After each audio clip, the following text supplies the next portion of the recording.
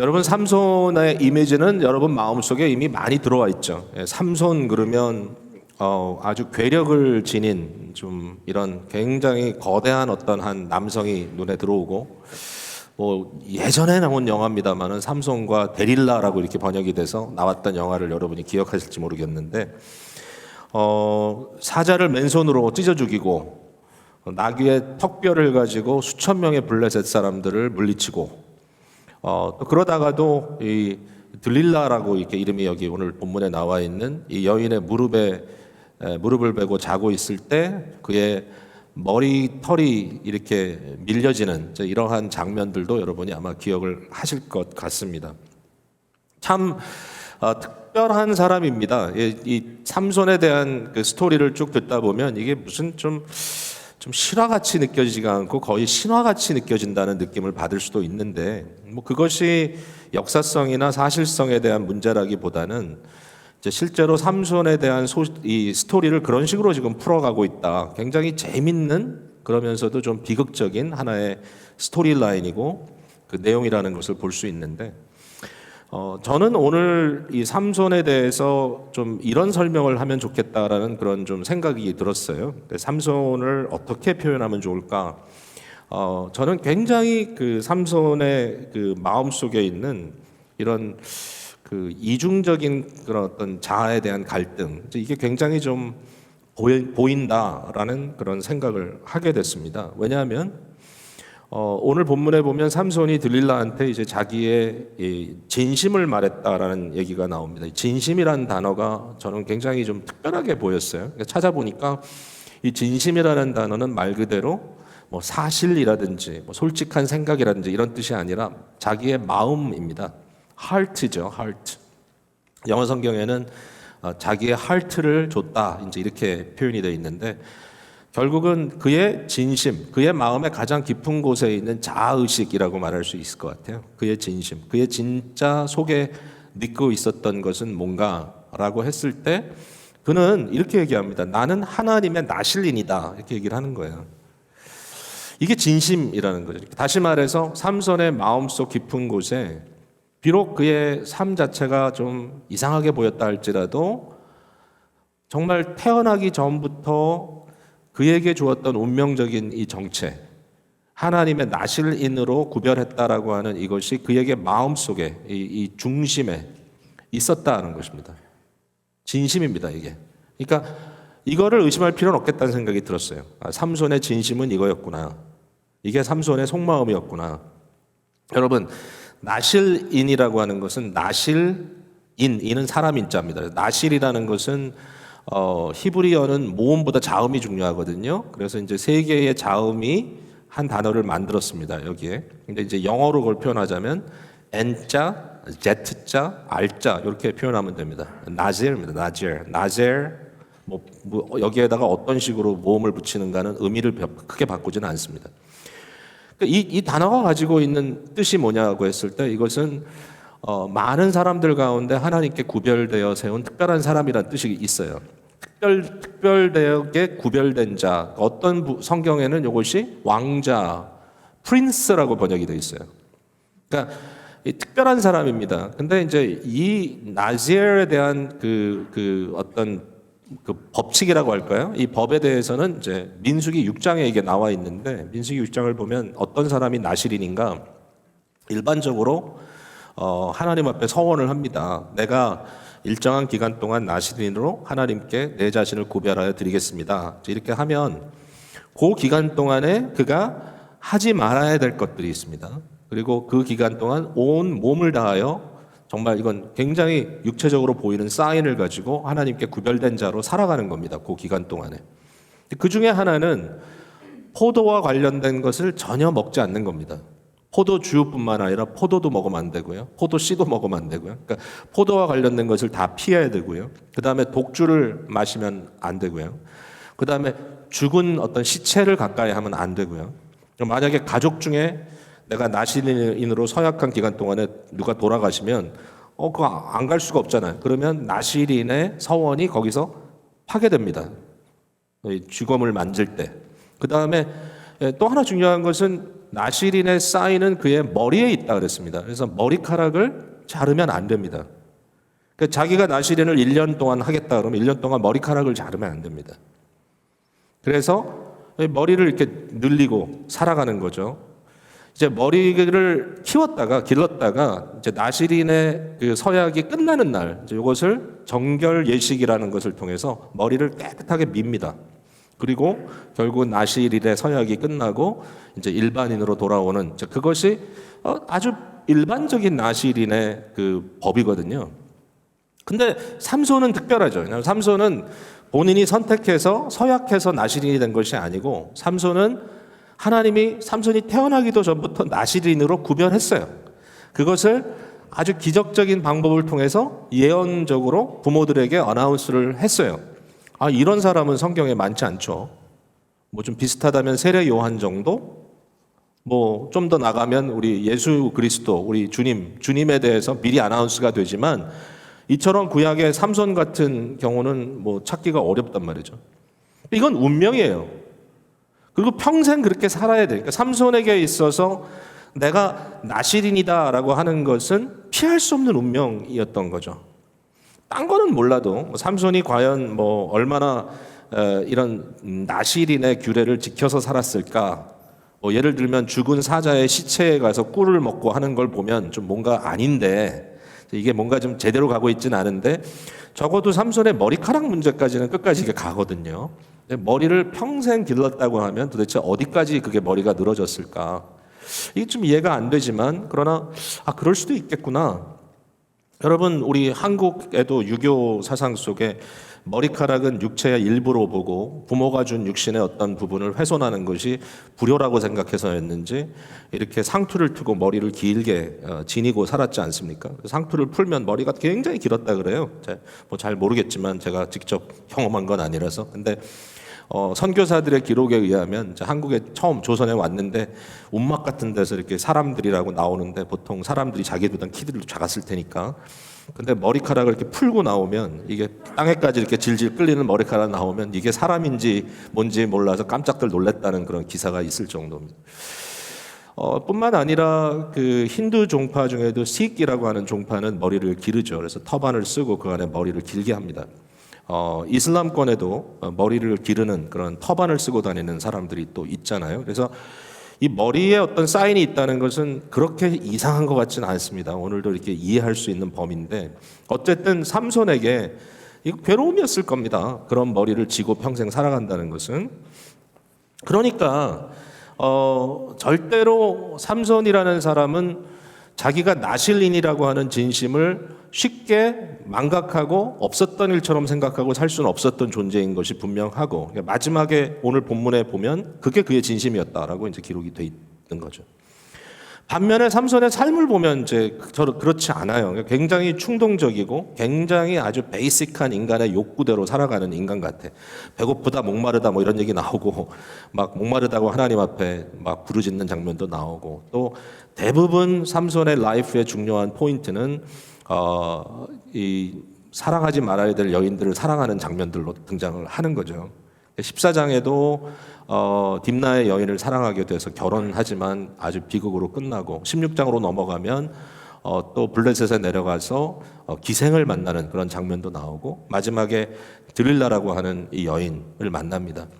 들릴라라고 하는 여인은 재밌게도 소렉 골짜기에 살았다고 이렇게 써 있는데 이 소렉 골짜기라는 것은 이스라엘의 일부였다 그래요. 그러니까 여기는 블레셋은 아닌데 그러면 들릴라라고 하는 여자가 블레셋 여자냐 이스라엘 여자냐 거기에 대해서는 판결이 나질 않았어요. 그러니까 이름만 갖고는 잘 몰라요. 근데 재밌는 건 뭐냐면 이 소렉이라고 하는 이 소렉 골짜기에 소렉이라는 단어의 의미가 있는 것 같아요. 왜냐하면 소렉이란 말은 뭐냐면 최상의 포도라는 뜻을 갖고 있어요. 그러니까 재밌죠. 나실인은 포도를 가까이 가면 안 돼. 근데 최상의 포도라는 이름을 갖고 있는 이 소렉 골짜기에 골짜기지 않습니까? 여기에 삼손이 들릴라라고 하는 여인과 사랑에 빠져서 깊숙이 나실린이 가지 말아야 할, 잊지 말아야 할 그곳에 푹 빠져 있는 모습. 이것이 결국은 삼손의 인생의 마지막 거의 마지막 종착역처럼 보인다. 이게 삼손을 보았을 때 우리에게 보여지는 현실입니다. 이중적 의식 속에서 오락가락하지 않았는가? 사실 그 마음 진심은 나실린, 하나님의 나실린, 나는 구별된 사람이다라고 하는 이러한 의식이 없어지지 않는데, 그러나 그의 인생은 충동적이고 지극히 육체적인 아주 소욕에 빠져 있는 그런 모습으로 살아갔다. 여러분, 이게 남의 얘기처럼 들릴 수도 있는데요. 삼손은 좀 극단적이다는 느낌이 없진 않지만, 그러나 저도 뭔가 이렇게 좀 이해되는 부분이 있더라는 거예요. 저도 뭐 모태신앙입니다. 그 부모님들이 워낙 그 신앙적인 어떤 그런 그 부분에 있어서는 올인하는 그런 가정이었고, 그런 분위기가 너무 정상적이었던 그런 가정에서 저는 자랐고, 이민 와서 성장하면서 청소년기도 보내고 하면서 제가 그렇게 그것을 쉽게 받아들였냐 생각해 보면 그렇지 않았어요. 뭐 교회 가는 게 즐거웠지만 동시에 세상에서 보여지는 것들에 대한 어떤 그 호기심 이런 것들이 쉽게 떠나지 않았던 것 같아요. 청소년기 어려웠습니다. 죄도 많이 졌고요. 그러니까 이거 뭔가 이렇게 딱 선을 그어놓고 거기에서 계속 왔다 갔다 하는 듯한 나의 모습을 많이 발견했던 거죠. 그래서 이 이중적인 어떤 갈등 구조를 본다라는 것이 전혀 생소하지가 않아요.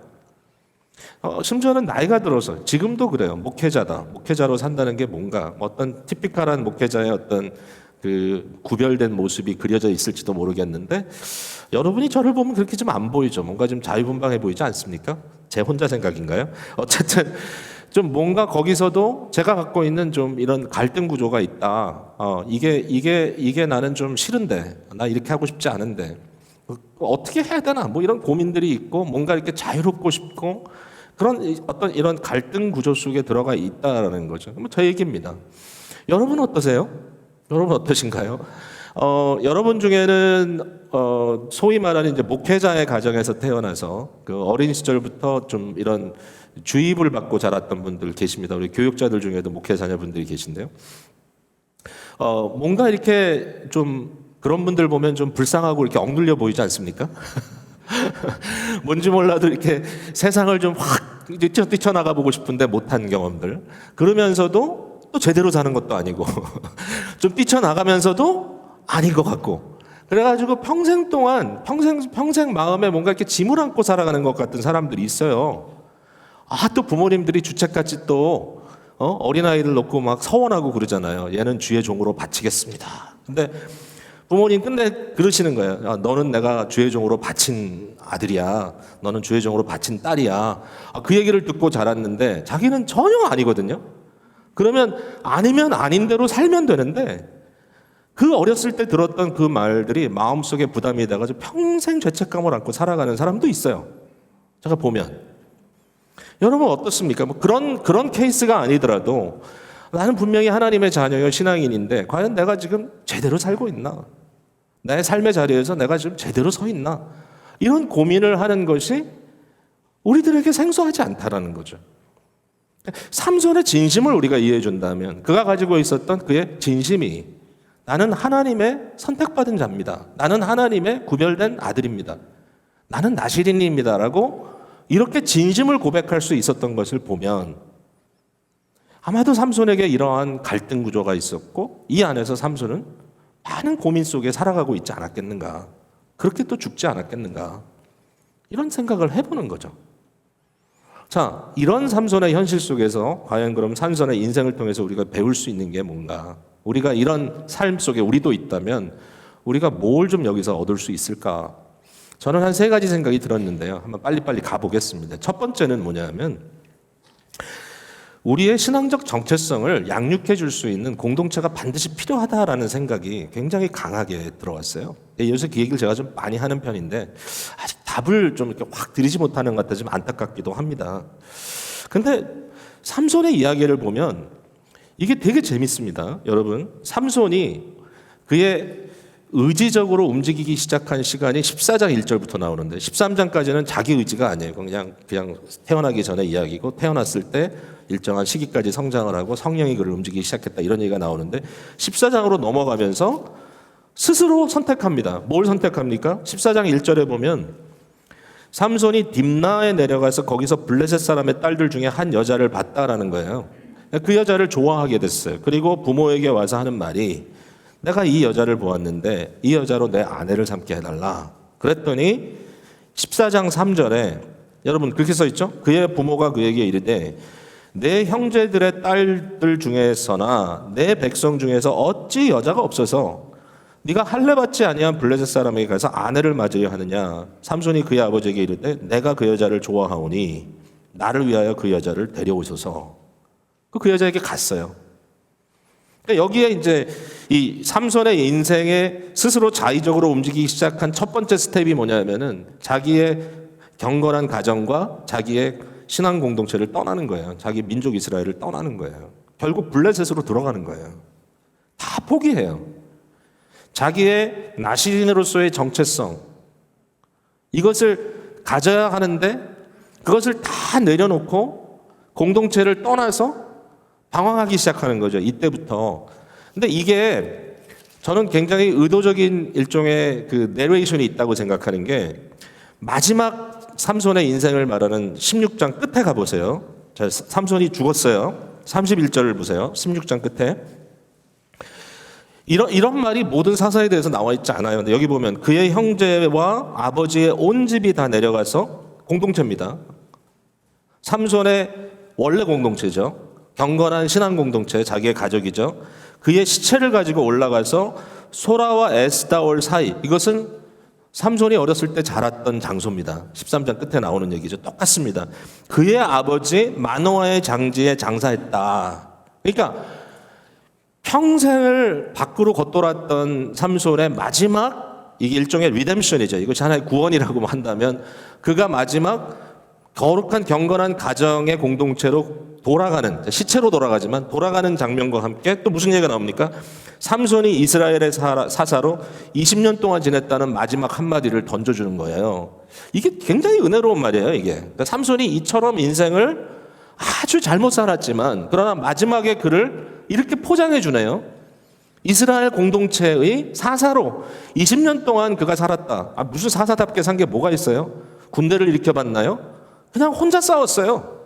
블레셋 싸울 때 어떤 자기 민족에 대한 무슨 뭐 중요한 어떤 구원을 위해 싸운 게 아니에요. 자기 수틀리면 싸웠어요. 들어가서. 자기 화나면. 그러니까 이러한 삼손이라 할지라도 결국 그의 마지막 장면을 그의 가정 공동체로, 그의 민족 공동체로 돌이켜 놓는 거예요. 이게 굉장히 의도적이라고 저는 봐요. 그죠?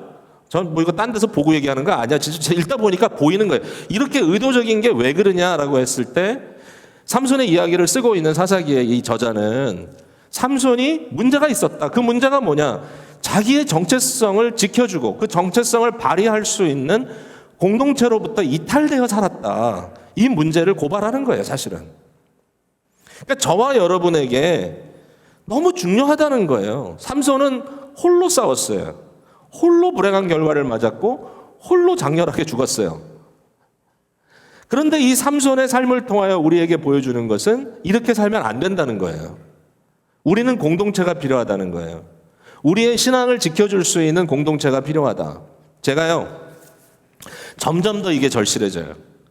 뭐 나이가 들어간다는 표현하면 좀 그런데 어쨌든 시간이 지나면서 내가 정말 함께 할 수 있는 그 사람들, 지금까지도 함께 왔지만 내가 절대로 잃을 수 없는 나의 동지들, 나와 함께 나의 소명, 나의 부르심, 나의 신앙의 정체성을 퍼스트 해줄 수 있는 사람들이 내 주위에 너무나 필요하다. 그리고 그 사람들을 놓치면 안 되겠다. 어떨 때는 좀 소원해지면 가만히 있으면 안 되겠다. 예? 잊어버릴만 하면 전화하고, 예? 줌 미팅 만들어서 만나고 계속 끊임없이 이 관계를 퍼스트 해야 되겠다라고 하는 생각을 많이 하게 돼요. 제가 생각을 해보니까요, 참 힘들고 어려웠던 기간 동안에 이게 어떻게 가능했을까 생각이 들었어요. 한 가지 생각난 게 제가 1997년도에 제 논문을 쓰는 시기가 있었거든요. 여러분 저를 어떻게 생각할지 모르지만 저는 좀 약간 이렇게 좀 사회성이 있고 이렇게 약간 좀 돌아다니는 거 좋아하지 앉아서 공부하는 건 사실 잘 못해요, 솔직히. 근데 그 논문을, 그 장편의 논문을 그것도 논리적으로 그 학위를 받을 만한 실력 있는 논문을 만들어낸다는 것은 저에겐 진짜 어려운 일이었어요. 그걸 수년 동안 트라이를 했어요, 사실은. 한 거의 5, 6년 동안 트라이를 했는데 마지막에 그걸 어떻게 썼냐 생각해 보니까 저와 함께 똑같은 여정을 가고 있는 두 명의 다른 박사과정 학생들이 있었어요. 그때 제가 누구라고 얘기하면 여러분 아시는 분도 계실 거예요. 우리 셋이 1997년 5월부터 거의 매일 출퇴근하듯이 정시 학교에 와서 아침에 같이 공부하고, 물론 도서실에 각자 흩어져서 하지만 같이 버거킹 가서 점심 먹고, 그때 버거킹 많이 먹었어요. 그리고 또 가서 공부하고, 그 다음에 어떻게 저녁도 때우고, 그리고 또 남아가지고 공부하고, 밤 11시 될 때까지.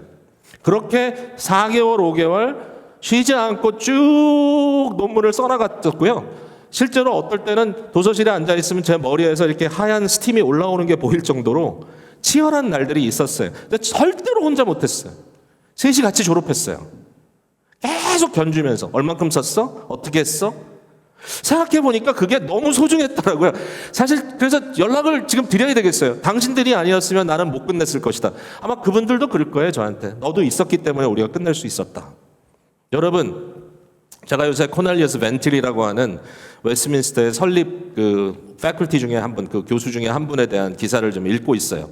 그분에 대해서 좀 글을 써볼까 좀 이러고 있는데, 근데 이 코넬리어스 벤틸이라는 분이 너무 입장이 좀 극단적인 것 같고, 너무 네로한 것 같고, 너무 보수주의가 너무 특출해가지고 좀 주위의 모든 사람들과 이렇게 막 부딪히는 것 같은 그러한 면모가 있어서, 사실은 벤틸이라는 사람이 대중적인 인기나 대중적인 그러한 어떤 그 여론이 그렇게 썩 좋지는 않아요. 그러나 웨스트민스터 신학교를 다닌 사람들에게는 벤틸은 너무 중요한 인물이고, 사실상 역사가들은 20세기 자유주의 물결을 막아선 굉장히 거의 그 영웅적인 존재다라고 다 얘기를 하고 있어요. 근데 도대체 왜 벤틸이 이렇게 됐을까? 왜 벤틸이 그런 성격을 보였을까? 이제 고민을 하다가 알게 된 게 뭐냐면은, 벤틸이 너무 젊은 시절에 이런 문제를 봉착하게 되었고, 벤틸이 거의 홀몸으로 혼자서 이 어려운 상황 속에서 막 시작된 학교, 1929년에 시작된 웨스트민스터 신학교와 또 37년인가요? 8년에 시작된 이 OPC라는 교단을 내가 지켜야 되겠다라고 하는 일종의 좀 생명을 건 결단이 거기 있었던 거더라고요. 나이는 불과 30대 중반. 자기가 스승처럼 모시고 자기의 멘토로 모셨던 메이천, 이분 때문에 학교가 시작됐는데 그분은 몇 년 있다 돌아가셨어요. 폐렴이 걸려가지고. 그 다음에 또 50대 다른 분 한 분 있었어요. 오티 앨리스라고. 그분은 교단이 갈라질 때 나는 못 떠나겠다 그러고 이들을 떠나서 학교를 떠나버렸어요. 벤틸이 남은 사람 중에 제일 나이가 많아. 30대 중반. 그 밑에 교수들은요 20대, 30대 초반. 도대체 이게 말이 되는 얘기입니까? 전 세계를 향하여 신학의 기치를 들고 싸워나가는데, 생존이죠, 생존. 내가 살아남을까? 아니면 죽을까? 그 싸움을 어떻게 싸울 수 있었나? 봤더니 같이 생사를 걸었던 동료들이 있었더라고요, 거기에 폴 울리가 있었고, 거기에 존 머리가 있었고, 거기에 넷 스톤하우스라는 사람이 있었는데, 다 20대, 30대 젊은 청년들인데, 이 사람들이 한 마음이 되어서 우리가 이 신앙을 지켜야 된다, 이 역사적 기독교의 이 정통성을 지켜야 된다라고 목숨을 걸고 일을 하고 있었더라고. 거기서 심지어는 좋은 학교에서, 큰 학교에서 너 일로 와, 내가 너 대우 잘해줄게, 일로 오면 내가 너 총장 삼아줄게, 그러한 템테이션이 계속 몰려오지만 끝까지 학교를 지키고 가고 거기서 생명을 바쳤던 일이 있었는데, 혼자 한 게 아니더라고요. 공동체가 있었더라고. 거기에 같이 목숨을 걸고 같이 가치를 지키기로 작정했던 사람들, 그 중에 한 사람이라도 이탈했다면 아마 이분들은 너무 어려웠을 거예요. 근데 마지막까지 똘똘 뭉쳐서 자기의 입장을 지켜냈던 사람들이 있었기 때문에 결국은 이루어졌다. 이게 모든 사람에게 동일하더라고요. C.S. 루이스도 잉클링이 있었어요. 여러분, 여러분에게 이 공동체 문제를 제가 얘기할 때 너무 거대한 생각을 하지 말아달라고 부탁을 드리고 싶네요. 참 생각을 많이 했어요. 어떻게 적용해야 되나. 여러분, 여러분의 신앙의 동질성을 나눌 수 있는 두세 명이면 됩니다, 사실은. 인위적으로 연령별로 그룹을 만들어 놓고 뭐 이렇게 저렇게 그룹을 교회에서 나눴다고 그 모든 그룹이 이러한 역할을 해줄 수 있는 아주 완벽한 공동체가 될 수 있다고 하는 소망은 좀 어려운 것 같아요, 솔직히. 그렇게 되면 너무 좋겠어요. 여러분의 사랑방이 여러분의 생명을 나눌 수 있는 그런 공동체가 되면 너무 좋겠어요. 그러나 어려워요. 어려워. 그럼 어떡할 거냐? 여러분, 교회에서요, 여러분의 마음을 받아줄 수 있고 또 여러분의 신앙과 함께 동질성을 소유할 수 있고 이런 사람들 있잖아요. 절대로 쉽게 보지 마세요. 한 사람과 마음이 맞거든, 두 사람과 마음이 통하거든, 세 사람과 여러분의 신앙의 인격적 교제가 가능해지거든, 이것은 하나님께서 주신 선물로 아세요. 아무나 못 가진다니까요. 그거를 가지면 절대로 포기하지 마세요. 내가 좀 기분 나쁘다고 막 이러지 마시고요. 나를 꺾고라도 그 공동체성에 자기를 드려야 된단 말이에요. 많은 사람이 동시에 할 수 없어요. 대중적이지 않아요. 교회가 뭐 거대이지 않아도 상관없어요. 여러분이 한 사람 한 사람이 자기의 신앙을 지킬 수 있는 그 공동체를 만드는 작업은 여러분 정말 인생을 드려야 된다고 저는 생각이 드는데, 요새는 저도 이거 없으면 못 살겠어요. 반드시 필요한 것 같아요. 여러분 가정도 마찬가지예요. 여러분 자녀들이 노출되어 있는 지금 상황이 어떤 상황인가. 지난주에 어플 더블린 하이스쿨에 교사하는 우리 교인 집에 우리 교육자들이 가서 함께 교제 나눴어요. 이 자매가 너무너무 분통이 터진다고, 교사인데 오래 교사를 했는데, 어플 더블린 그 스쿨 디스트릭은 제가 살고 있는 지역이기도 하고요. 학군 좋다고 한국 분들이 많이 자녀들 보내는 그런 학교 공립 시스템을 갖고 있어요. 거기서 가르치는데 지금 어플 더블린 스쿨 디스트릭의 그 소위 학감, 이 슈퍼인텐던트는 오픈리 아주 그 노골적으로 자기는 동성애자라고 이렇게 발표한 사람이랍니다. 거기서 끝나면 자기 어떤 프레퍼런스대로 산다 그러면 뭐 어떡하겠어요. 어떻게 할 수 없는데 정치적인 압력을 가지고 학교에 엄청나게 푸시를 하고 커리큘럼에 영향을 주고, 이미 학교의 모든 공립학교들에 세 번째 화장실이 생겼고 계속해서 어린 아이들에게부터 입을 시키는 거예요. 우리 자녀가 그러한 상황 속에 지금 있다라는 거예요. 어떻게 하면 좋겠냐. 요새요 미국에서는 프라이빗 스쿨, 클래시컬 에듀케이션, 홈스쿨링, 그 다음에 심지어는 기독교 학교뿐만 아니라 카톨릭 학교가 붐입니다. 어떤 데는 인롤멘트가 뭐 거의 2배가 됐다는 얘기도 해요. 왜? 신앙에 상관없이 소위 말하는 보수주의자들이 못 견디겠다, 이제는 우리 애들을 이런 상황에서 키우지 못하겠다고 고민을 하고 있는데 어떻게 할 겁니까 우리가 지금? 뭐 교회 공동체, 교회 교육부도요, 이제는 제가 그냥 좀 당당하게 얘기할래요. 부모들한테 너네가 책임져라.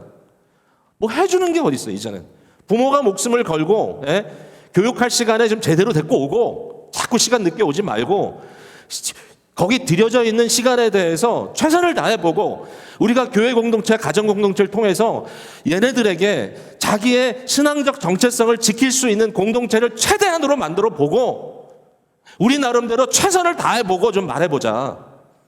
흐지부지 해서는 안 되는 상황에 지금 와 있고, 가정들도 그렇다. 부부가 서로 신의를 지키고, 자녀들에게 신앙의 본을 보이고, 뭐 다른 거 아니에요. 뭐 어떤 경건함을 보이겠어요. 자녀들을 복음으로 무장시키고 복음적인 분위기를 만들어서 아이들 힘들어도 용납하고, 아이들이 죄진 것에 대해서 그냥 야단만 치지 말고 함께 눈물 흘리고 저들을 부둥켜 안고, 어떤 일이 있다 할지라도 네가 탕자와 같다 할지라도 나는 네 편이야 라고 말하고, 신앙적으로 복음이 뭔지를 끝까지 예수 그리스도의 사랑 안에서 가르치고, 이러한 공동체가 가정 안에서 세워지지 않으면 이길 수가 없어. 이제는 옛날도 그랬지만 지금도 그렇다는 거예요. 더욱더 신앙의 공동체는 절실하다. 정신 차려야 된다. 우리 잘하던 때가 아니다 지금. 우리 지금 이 상황에서 어떻게 해야 될 건지를 정말 깊이 생각하고, 뿐만 아니라 우리 각자의 신앙적 우정들을 정말 마음 다하여 지켜내야 되겠다. 쉽게 이랬다 저랬다 하지 말고 끝까지 가자. 이 말씀 여러분께 나누고 싶어요. 두 번째는 오늘 본문에 보니까 우리의 삶 속에 있는 이 공동체를 포함한 성례적인 그러한 사인들을 지켜나가야 되겠다, 이 말을 드리고 싶어요. 성례적 사인이 좀 어려운 말이죠. 성례적 사인이란 말을 드린 이유는, 지금 여기서 이제 제가 포인트하는 것은 삼손의 머리카락 얘기입니다. 삼손의 머리카락을 언뜻 보면 이게 매직이에요. 매직, 마법이에요. 그죠? 머리가 길면 힘이 생기고 머리가 짧아지면 힘이 없어지고, 그리고 마지막에도 보면 그의 머리털이 밀린 후에 다시 자라기 시작했다라는, 마치 이것을 통해서 지금 또다시 머리털 때문에 힘이 다시 생기는 것 같은 이런 것처럼 보이는데 그게 아니에요. 사실은 이게 매직으로 이야기를 하면 말이 안 돼요. 성경은 매직할 북이 아니에요. 매직처럼 보이지만 이것을 우리는 성례로 봐야 돼. 성례는 뭐냐면 하나님의 은혜 또는 하나님의 임재가 물질적으로 가시적으로 나타나는 그 현실, 현상 또는 자리를 성례적이라고 불러요. 머리카락이 잘렸기 때문에 힘이 없어진 게 아니고요. 보세요. 우리 본문 20절 한번 볼까요? 들릴라가 이르되 삼손이요 블레셋 사람이 당신에게 들이닥쳤느니라 하니 삼손이 잠을 깨며 이르기를 내가 전과 같이 나가서 몸을 떨치라 하였으나 머리가 잘린 줄을 알지 못하더라. 그렇게 안 써 있죠. 뭐라고 써 있습니까? 여호와께서 이미 자기를 떠나신 줄을 깨닫지 못하더라. 예, 삼손의 머리카락은 매직이 아니라 하나님의 임재의 사인이었어요. 문제는 하나님의 임재가 떠났다는 거예요. 근데 마지막에 다시 머리가 자랐다는 말은 언약의 하나님께서 끝장내지 않았다는 거예요. 여전히 그에게 여지를 남겨두셨다는 거예요. 은혜가 메마르지 않았다는 거예요. 하나님의 임재가 아직 있다는 거예요. 그 마지막에 장렬한 최후를 마치는 거예요. 여러분이 머리카락을 하나의 성례적인 의미로 본다면 우리 삶엔 어떤 성례가 있느냐? 당연히 세례 물이 있죠. 그냥 물이지만 성례적이기 때문에 그 물이 예수 그리스도의 피 흘림의 씻김을 이야기하고 그리스도와 함께 죽고 사는 것을 의미합니다. 성례적인 떡과 포도즙이 있습니다. 그리스도의 살과 그리스도의 피를 의미하죠. 그것뿐만이 아니고요. 은혜의 방편들이 우리에게 있습니다. 우리에게 모멘트가 있습니다. 여러분 오늘 잘 이 자리에 오셨습니다. 왜냐하면 이 예배가 우리들에게는 성례적 자리이기 때문입니다. 하나님의 임재를 육체적으로 실제적으로 경험하는 현장입니다. 우리 이거 놓치고 싶지 않습니다. 그냥 되면 되고 안 되면 안 되는 게 아니라 머리가 밀리면 안 돼. 지켜야 돼요. 우리에게 매일매일 하나님을 만나는 장소가 어딘가? 골방의 기도일 수도 있고요. 해야 됩니다. 말씀 묵상일 수도 있습니다. 또 여러분의 좀 전에 말씀드렸던 작은 공동체일 수도 있습니다. 밀려서는 안 돼. 지켜가야 돼. 끊임없이 하나님의 임재를 사인으로 확인해야 되고 은혜의 방편을 통해서 하나님의 은혜를 흡수해야 돼. 내게 은혜 주시는 순간들을 놓쳐서는 안 돼. 지켜야 돼요. 지킨다는 건 쉽지 않아요. 그래도 지켜야 돼요. 안 지키면 힘들어져요. 제가 지난주 설교 때 말씀드렸던 Public Reading of Scripture라는 모임에 제가 지난주 수요일에 한번 들어가 봤어요. 온라인으로. 감사하게도 초청을 해줘서 인비테이션 온리 그러더라고요. 들어가 봤더니 뉴욕에 있는 오피스에서 수십 명이 모여가지고 거기 듣고 있고 또 여러 사람이 온라인으로 들어갔어. 수십 명, 한 3, 40명은 되는 것 같아, 좋게. 시편으로 기도하고 그 다음에 구약 레위기에서 몇 장을 이제 드라마타이즈 된 걸 듣고 그 다음에 신약에서 이번 주에는 요한복음 19장, 20장, 21장 마지막 3장을 드라마타이즈인 건 있고 근데 그때 정말 성경 자체를 그냥 읽어주는데 막 짜릿짜릿 전율이 오르더라고요. 그리고 나서 시편으로 같이 기도하고 끝나요. 1시간 딱. 제 마음속에 이 사람들이 왜 들어와 있을까 지금? 물론 여러 가지 이유가 있을 거예요. 예. 들어온 사람들 소개하라 해서 또 소개까지 했네. 근데 한 가지 느낀 게 그 뉴욕 같은 패스트 페이스 되는 이러한 사회 속에서 정말 어떻게 보면 굉장히 하이 어치버들입니다.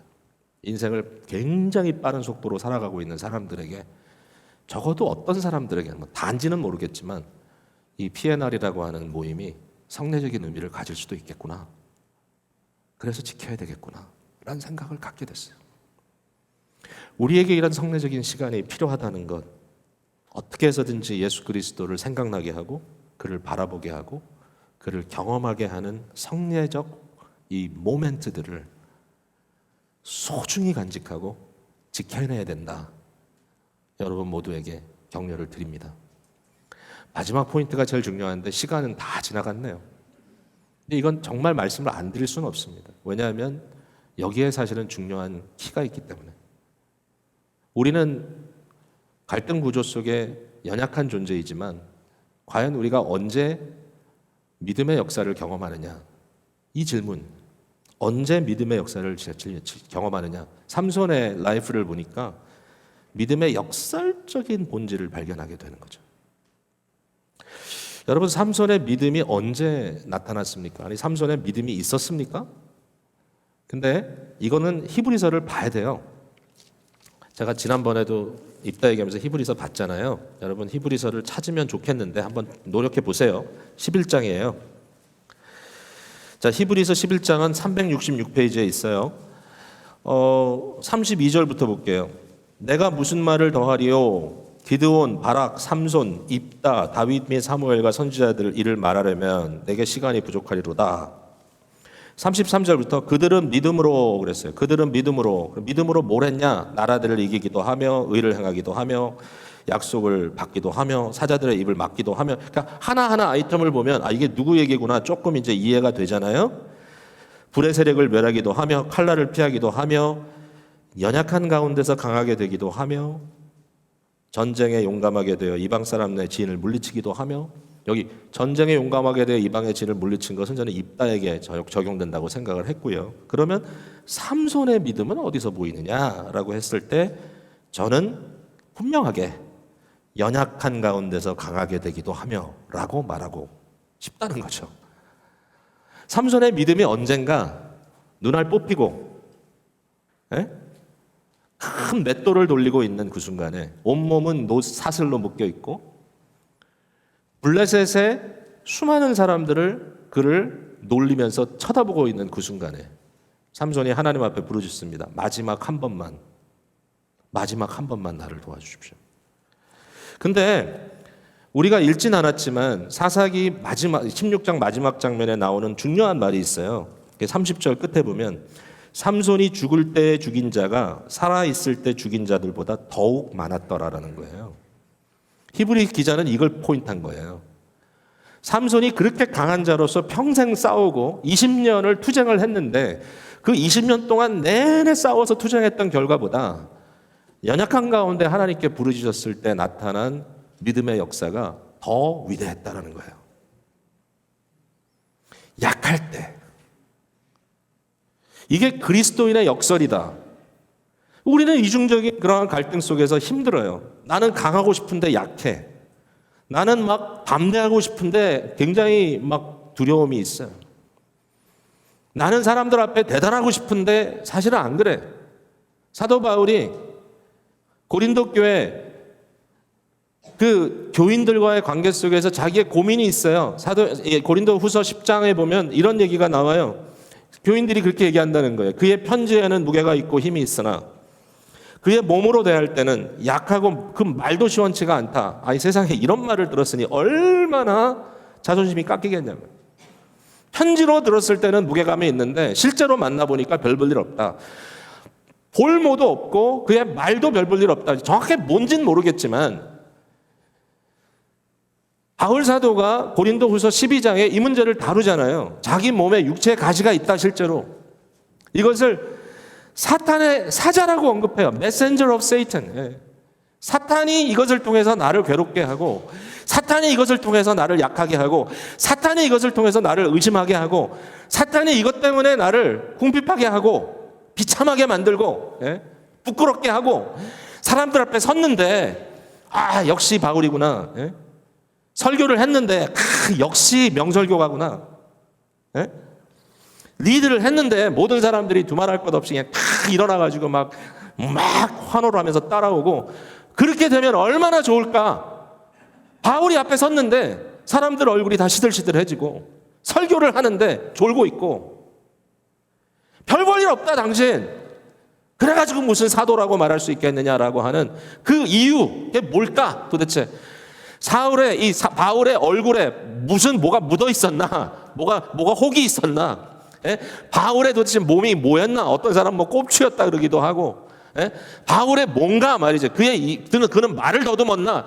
뭔가 말이죠. 뭔지 모르지만 이 약함을 가지고 바울이 하나님께, 그리스도께 애걸복걸합니다. 제발 이것 좀 없애달라고.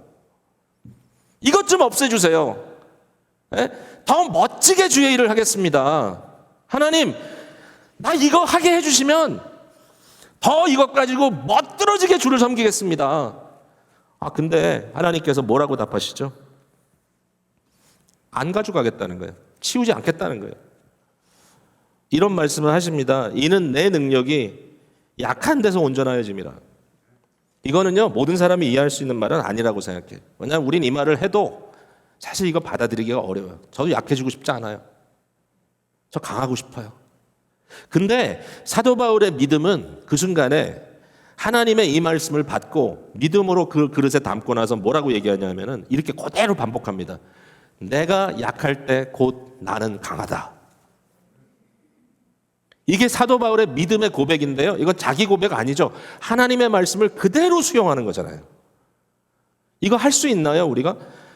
모르겠어요. 어려워요. 그러나 사도 바울은 이게 포뮬라예요. 내가 자랑할 것은 뭐냐?